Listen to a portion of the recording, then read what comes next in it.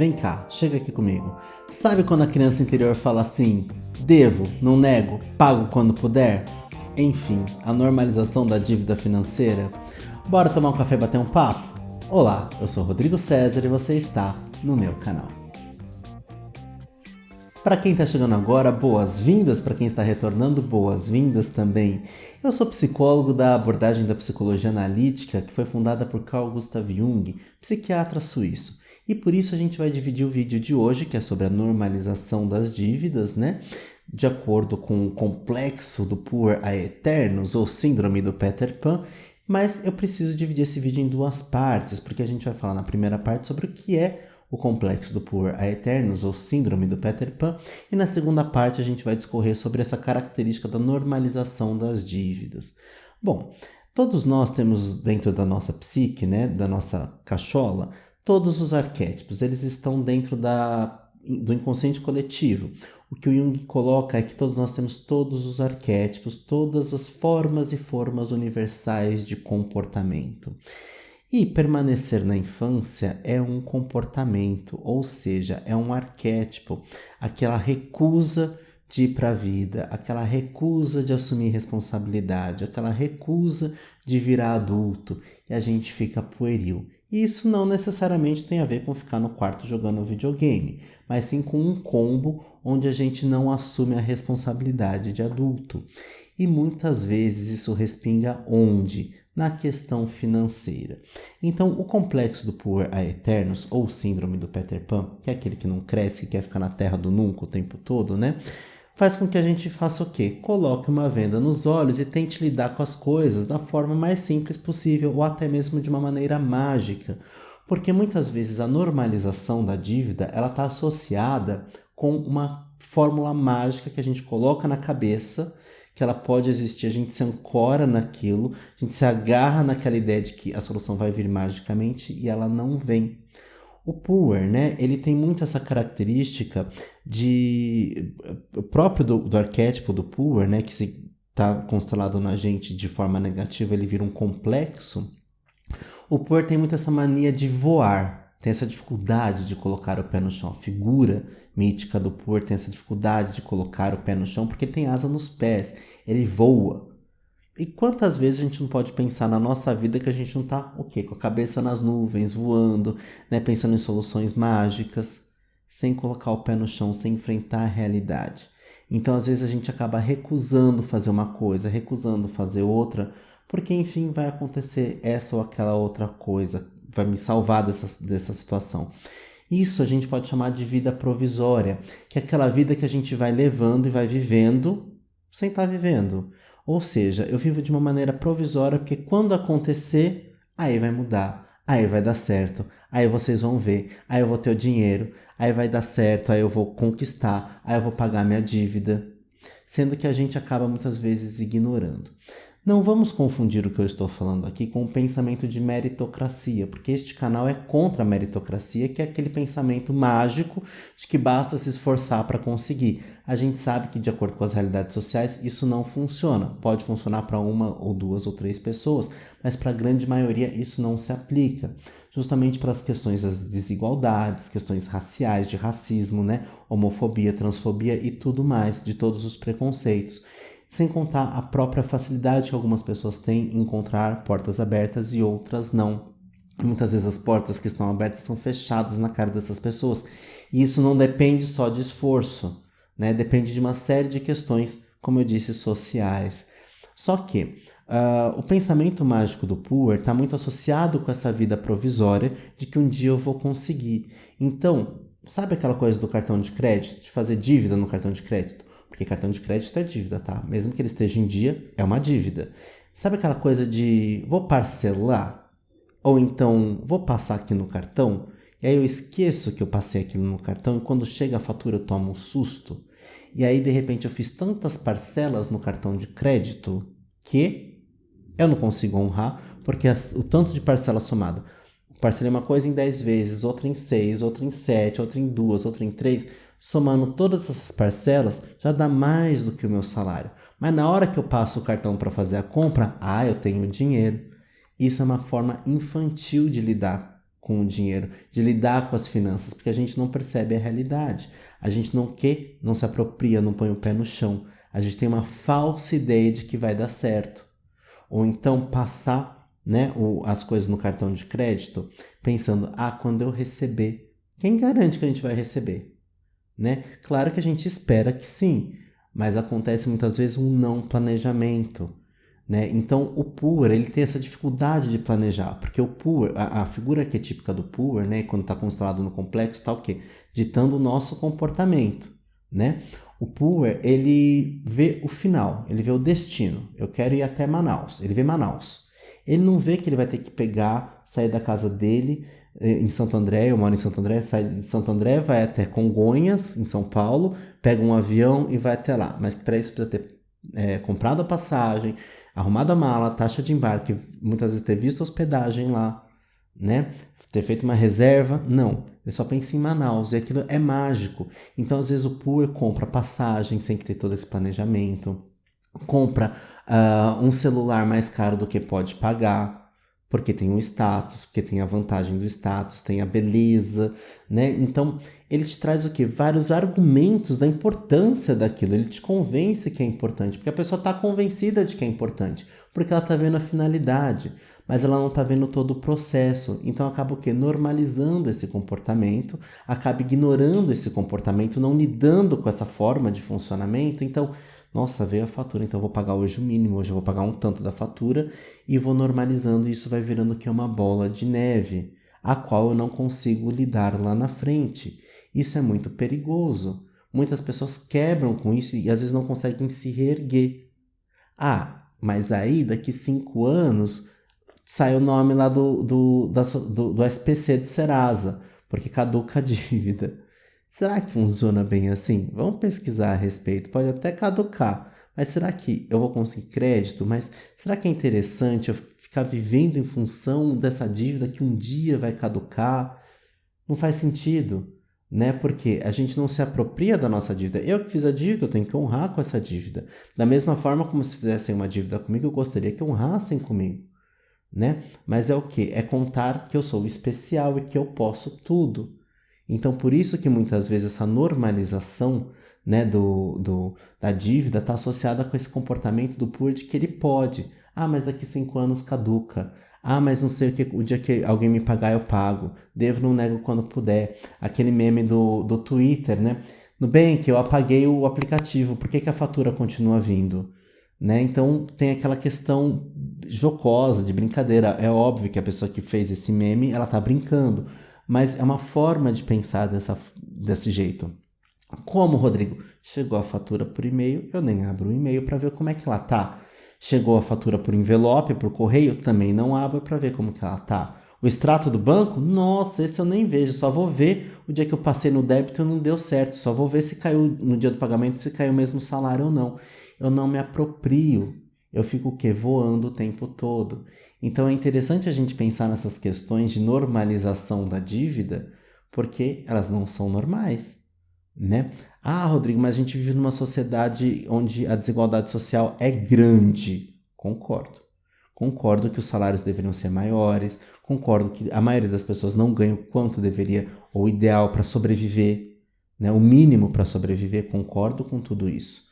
Mas a gente está o quê? Num barco, todo mundo lutando em conjunto. Por isso que não dá para a gente só olhar para o nosso, a gente tem que olhar para o coletivo também. Mas se eu estou devendo e preciso saldar essa dívida, existem formas. Especialistas em finanças muitas vezes orientam como saldar essas dívidas, né? Para que isso não vire algo pior. E uma dessas formas é o quê? A tal da renda extra. Será que eu vou ter um trabalho extra? Será que eu vou fazer algo para vender desde que tenha interesse, né? Porque não adianta eu fazer um monte de brigadeiro também, como alguns especialistas dizem, faz brigadeiro, dá tanto de lucro. Será que todo mundo quer comprar brigadeiro? Né? Aí às vezes eu vou virar aquele chato que na festa de família eu quero enfiar brigadeiro para todo mundo e ninguém quer comprar brigadeiro ou algum outro produto, né? E as pessoas começam até a me evitar. Mas por quê? Porque eu estou contando com a solução mágica que se eu fizer aquilo que o meu é especial, o meu vai dar certo, né? E todo mundo tem que aceitar, porque é o meu, todo mundo tem que comprar porque é o meu, porque eu sou legal, todo mundo sabe que eu estou precisando. Então é o que? Muitas vezes esse escorar nessa ideia, né, de que o outro vai salvar a gente. de que o outro é obrigado a comprar, aí se não compra, eu fico com a cara fechada, se o outro não empresta, eu fico com a cara amarrada. É o que? Delegar para o outro. Ou então assim, eu não consegui um emprego, eu tô desempregado, eu não consegui um emprego. Mas o que a gente pode fazer? Se hoje eu tô com, sei lá, 30 anos e até os meus 60 eu não consegui um emprego, eu vou ficar só mandando currículo? A gente precisa ter uma autonomia, a gente precisa pensar. Porque às vezes a vida está mostrando algo que a gente precisa fazer, a gente está o quê? Recusando enxergar. Às vezes a gente precisa enxergar o que a vida está pedindo que a gente faça. Quem é a vida? Sei lá quem é a vida, mas a gente precisa resolver a situação, não precisa? E quantas capacidades a gente tem que a gente pode olhar para a gente mesmo e desenvolver? Nossa, mas eu não sabia que eu tinha esse dom. Deu certo. Eu não sabia que eu sabia empreender. Deu certo.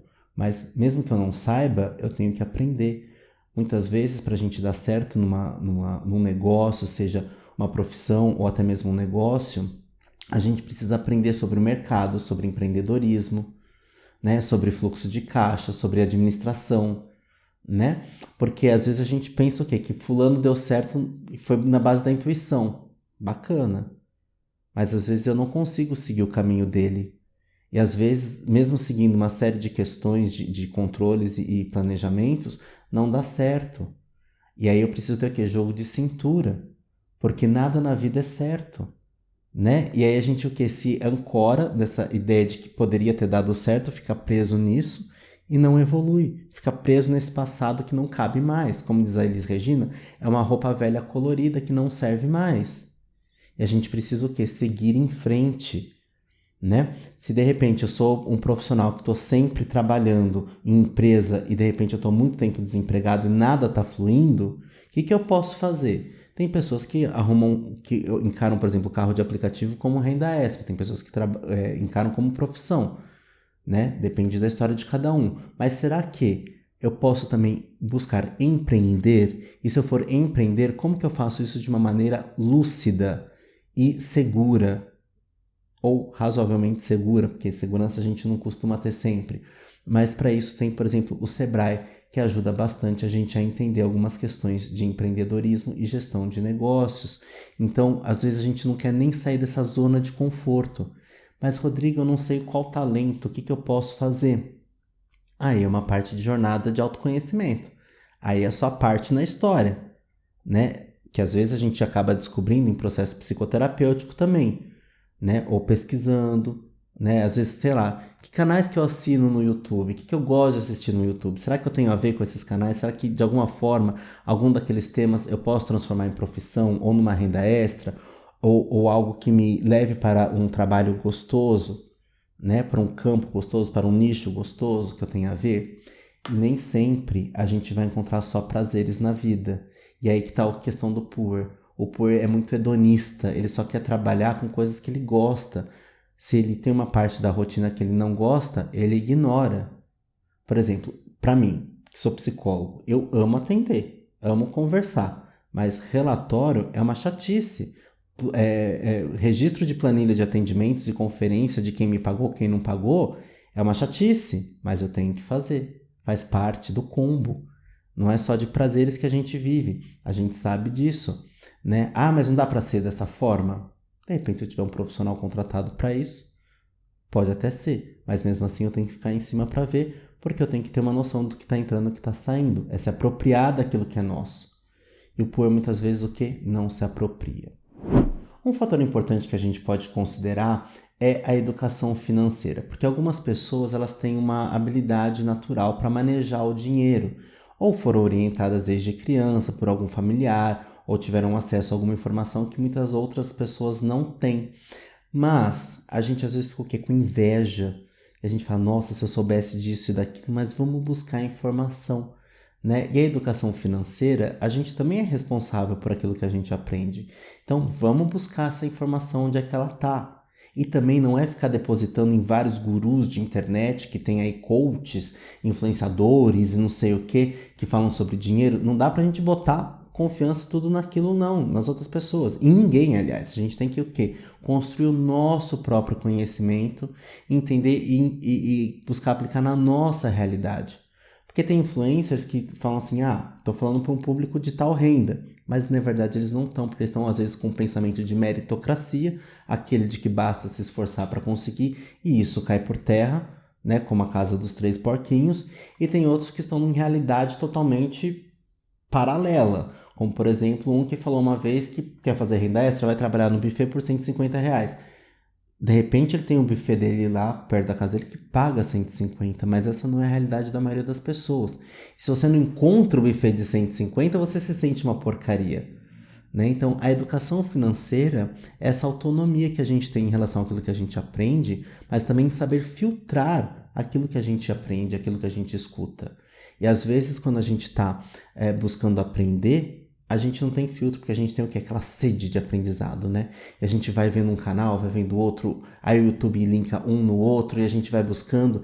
E quando a gente vê, a gente tá com uma baixa autoestima porque a gente não aprendeu, porque parece que todo mundo sabe menos a gente, né? E a gente sai fazendo besteira, porque a gente não sabe aplicar na nossa realidade, porque a gente está escutando o que o outro está falando, o que serve para outras realidades, e não para nossa, né? Eu vou deixar aqui na descrição do vídeo um link para o meu vídeo sobre a psicologia financeira, onde a gente fala sobre as diversas questões que podem influenciar o comportamento financeiro, a tomada de decisões financeiras. E lá naquele vídeo tem alguns links para alguns canais interessantes também. Aproveita para seguir lá. Aproveita para seguir aqui nas minhas redes também. Aproveita para me seguir, se inscrever aqui no canal, deixar seu like, compartilhar com as pessoas que precisam ouvir sobre isso, né? Mas a questão é o quanto que a gente, às vezes, quer aprender a sabedoria de lidar com o dinheiro, mas a gente recusa isso. Porque às vezes a gente tem um pouco de orgulho, porque a gente se sente especial demais, porque eu tenho uma determinada profissão, ou porque eu me formei e foi muito difícil, eu já quero iniciar no mercado de trabalho aqui em cima, eu esqueço que eu tenho o quê? Degraus. Lembra que eu estava falando do Poor indo para Manaus? Sai de São Paulo, ele imagina lá, como se fosse um teletransporte, mas não.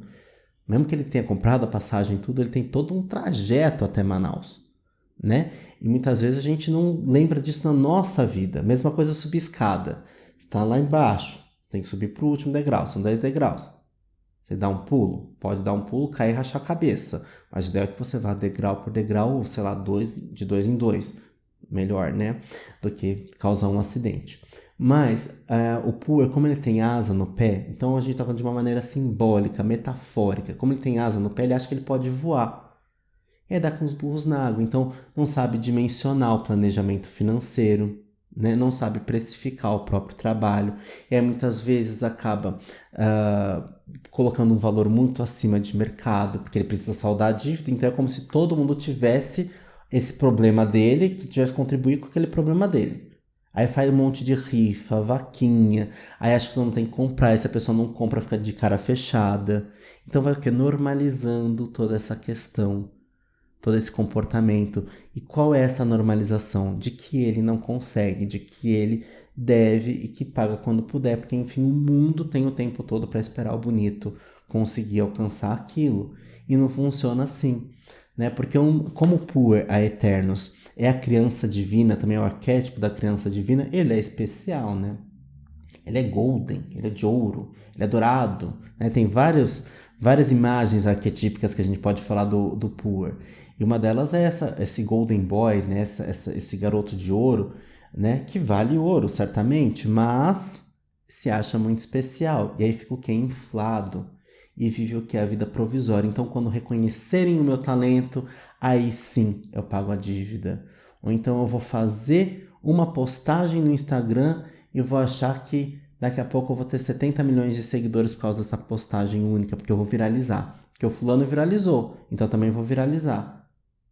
E não conta com os imprevistos, né? Porque a dívida, muitas vezes a gente sabe que ela surge de uma necessidade real, por conta de uma questão social, né, onde eu não consigo ter o valor justo para arcar com as minhas despesas e com as minhas necessidades, que muitas vezes é doença, uma série de coisas, enfim, comida e uma série de coisas. Mas outras vezes, né, é descontrole, é impulsividade, né? Mas olhando para isso, como que eu posso organizar minhas finanças? Como que eu posso fazer esse planejamento financeiro? Como que eu posso compreender os meus impulsos? né? Lembrando que a gente tem uma questão de carregar a culpa porque a gente gasta, né? Sendo que às vezes aquilo é um gasto necessário. Por isso que a gente tem que planejar, e a gente tem que ter o quê? Um fundo de reserva, né? Uma coisa que o Puer não faz é pensar no amanhã, porque ele pensa no instantâneo, no teletransporte. Então ele não planeja, porque quem planeja isso é o Sênex, né? A sabedoria, o arquétipo do velho sábio, da velha sábia, o arquétipo da sabedoria, que é quem vai planejar, quem vai pensar no futuro, porque o Puer está aqui no presente, né? Vivendo um futuro, mas não um futuro prudente, né? Então, o ideal é que a gente tenha a flexibilidade da criança com a sabedoria do velho. E nisso a gente consegue pensar e trazer essa força arquetípica, trazer essa metáfora, trazer essa simbologia para como que a gente vai lidar com o dinheiro, né? Uma coisa que a gente pode pensar é eu quero comprar tal coisa. Como que o meu eu de 80 anos vai lidar com essa tomada de decisão de hoje? De repente a gente vai ver que a gente não precisa tanto daquilo assim, né? Então é um exercício que a gente pode se colocar para nossa tomada de decisões. Mas é muito importante a gente conhecer como que a gente funciona, o que atrapalha a nossa tomada de decisão, quais são os complexos, para além do complexo do Por Eternos, né? Que é esse complexo da criança eterna, quais são os meus complexos, as minhas dívidas, as minhas cicatrizes, as minhas feridas emocionais que norteiam a minha tomada de decisões, seja para comprar uma bolsa, um chocolate, uma viagem, dívidas com jogos, com o que for, né? É tudo uma questão de planejamento e aprendizado. Lembrando que a parte da negociação de dívidas também, ela é super possível. Só que eu preciso fazer essa dívida caber também dentro do meu orçamento, essa negociação caber dentro do meu orçamento. Então, muitas vezes o que acontece? A pessoa tem dívida num banco, num outro cartão de crédito, no mercado da esquina.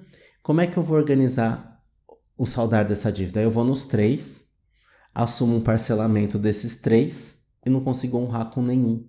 Então a dívida aumenta de novo. Então como que eu posso traçar estratégias? Quais são os piores tipos de juros que eu tenho que honrar antes? Talvez tenha que ver se não é o cartão de crédito, que os juros do cartão de crédito é um dos piores que tem, juros sobre juros, juros bancários também. Então como que eu posso planejar essa negociação de dívidas? Como que eu posso fazer um planejamento dessa quitação de dívidas? Né? Para isso existem vários vídeos de especialistas, só que eu preciso ter o pé no chão. Né? Porque muitas vezes a gente vai, por exemplo, sei lá, no banco para negociar e o gerente fala assim: olha, você está devendo tanto. Vou fazer uma conta aqui muito básica, assim, didática, mas não se atenham aos valores em si, porque a questão de juros são outros. Eu estou devendo R$1.000 para o banco, por exemplo. Aí eu quero chegar lá para o banco e falar assim: eu quero parcelar essa dívida. Aí ele fala assim: tá, então vamos parcelar em 12 vezes, 24 vezes ou 36 vezes? 36 vezes, né? A parcela é menorzinha, eu tenho outras contas para pagar também. Mas e aí? De repente, esses 36 vezes, o que era R$1.000 virou 4, 5, 6, 7, 10 mil. Né? Então, como que é o impacto? Só que aí, mas são parcelas de R$50. Né? Ok, cabe no bolso, cabe, mas como que eu posso planejar? Como que eu posso fazer renda extra para tentar saldar essa dívida? Né? Então a gente tem meios e meios de procurar saldar essa dívida. Né? Negociação é sempre possível. Vários profissionais, por exemplo, se você faz uso de um serviço de um profissional, de repente esse profissional também consegue negociar um valor. Né? Então é sempre possível negociar. Mas não vamos desmerecer o coleguinha, né? Mas vamos pensar no caminho justo, no meio do caminho, onde seja justo para ambos, numa proposta, uma contraproposta, por exemplo, quando a gente oferece uma negociação, né? Então vamos pensar sobre tudo isso, né? Porque é justo para todos, certo? O que eu gostaria de falar com vocês é: vamos se apropriar do que é nosso. Vamos pensar que não necessariamente sucesso profissional tem a ver com dinheiro. Uma coisa não necessariamente tem a ver com outra. E para finalizar esse vídeo, eu quero só falar sobre ter muito dinheiro não significa que a gente tem um grande patrimônio. Explico. Às vezes eu recebo, sei lá, 20 mil por mês e gasto 25. teoricamente, olhando para a nossa realidade do país, 20 mil de salário poderia ser considerado rico? Talvez, provavelmente, né? Mas se eu gasto 25, eu estou em defasagem de 5 por mês, né? Então, posso ganhar 20 e gastar 20. Ok, um fluxo de caixa grande. Mas como que eu construo meu patrimônio? Então, ter riqueza, por exemplo, ter esse fluxo de caixa não necessariamente me leva ao quê? A ter patrimônio, né? A ter essa fortuna que a gente fala, né? A diferença de riqueza e fortuna é a fortuna, ela está acumulada, a riqueza é só esse fluxo de caixa, né? Que está ali, né? Que muitas vezes é efêmero, que eu gasto com besteira. Mas como que eu planejo o meu futuro? Como que eu planejo as minhas reservas? Porque muitas vezes o complexo do Poor Eternos às vezes acomete pessoas que são criativas e que acabam tendo profissões muitas vezes autônomas e a pessoa acaba não conseguindo se sustentar nessa profissão porque não tem um planejamento de empreendimento dessa profissão como autônomo, né? E autônomo não só no vínculo profissional, mas também de autonomia, de puxar a rédea da própria vida, mas também não sabe gerenciar, manejar essas questões todas. Não entende que de repente é importante ter desvincular a planilha financeira pessoal da profissional, né? E aí entender que a profissional, por mais que às vezes eu receba vários dinheiros durante o mês, porque são vários freelancers ou vários atendimentos durante o mês, ou vários clientes durante o mês, eu posso acumular isso e transformar isso num prolabore mensal para mim. Prolabore não necessariamente ele é só para quem está com empresa, quem é empresário, microempresário. Não, de repente como autônomo eu também posso pensar nessa forma de funcionamento, né? E ter uma conta bancária pessoal e uma conta bancária profissional, duas contas bancárias, e a gente administrar dessa forma. Eu quero saber o que vocês acham sobre isso, né? Porque às vezes a gente fica fazendo essas manobras para sobreviver, para viver, e esquece de. Ou melhor, a gente fica fazendo essas manobras para sobreviver e esquece de viver. E a gente precisa planejar o nosso viver, o nosso aproveitar a vida. Porque é angustiante a gente ter um monte de dívida para saldar e ficar pensando nisso. E aí às vezes dá até uma ansiedade que a gente até gasta mais, né? E vira mais bola de neve ainda. Então vamos olhar para isso com responsabilidade, com prudência. Gostaria de ouvir vocês, aproveitem para se inscrever no canal, vejam as playlists que temos aqui, vejam os outros vídeos relacionados que estão aqui na descrição, né? E me sigam nas redes sociais, lá a gente conversa mais de pertinho. Um grande beijo e até o próximo vídeo. Tchau!